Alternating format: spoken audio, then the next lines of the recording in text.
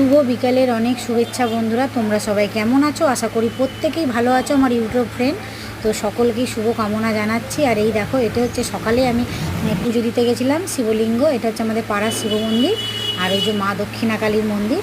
তো দেখতেই পাচ্ছ তোমরা, তা ভাবলাম একটু তোমাদের সঙ্গে শেয়ার করি, তাই ভিডিওটা তুলে রেখেছিলাম। এখন সন্ধ্যাবেলায় তোমাদেরকে